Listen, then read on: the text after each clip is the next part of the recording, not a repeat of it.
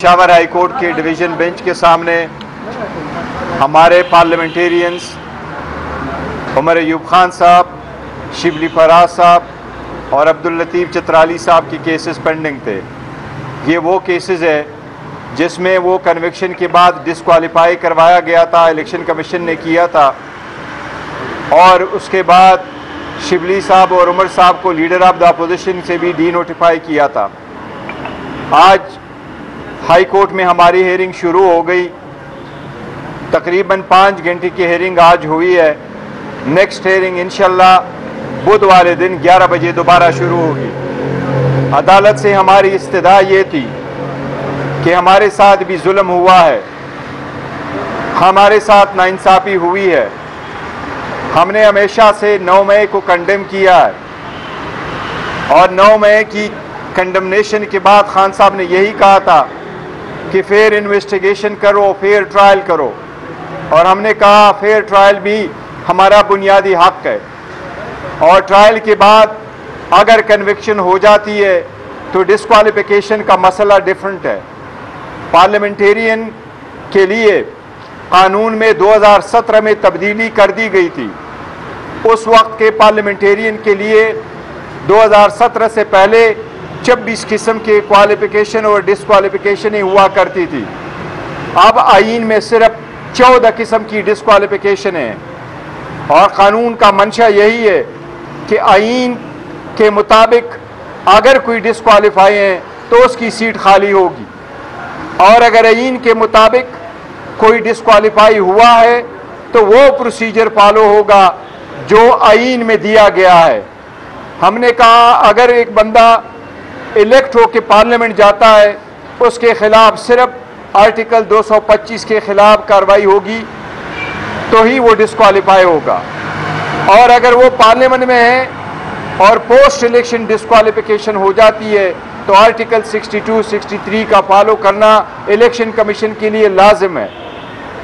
हमारे केसेस में election commission ने एक एडमिनिस्ट्रेटिव नोटिफिकेशन किया था, हमें सुने बगैर, स्पीकर की तरफ से किसी रेफरेंस के आए बगैर हमें डिस्क्वालीफाई किया था, हमें डिसीट किया था, हमें 5 साल के लिए नाअहल किया।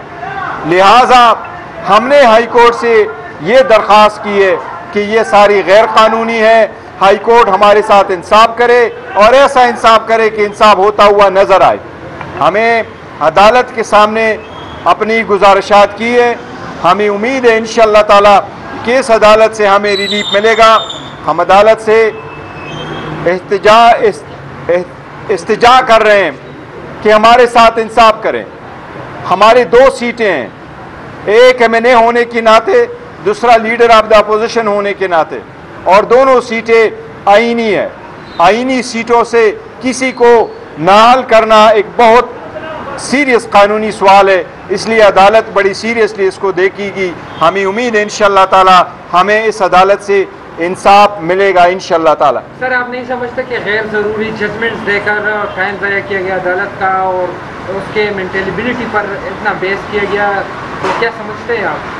देखो, वो फिर भी उनकी जो भी है अदालत सीज ऑफ द मैटर हो जाती है तो वकला तो क्वेश्चन कर सकते हैं मेंटेनेबिलिटी पे, वो अदालत ने देखना है मेंटेनेबल है कि नहीं है। लेकिन ये एक रूटीन तरीक़ाकार होता है तो कोई नहीं, वो चलता रहे, इंसाफ हमारे साथ है।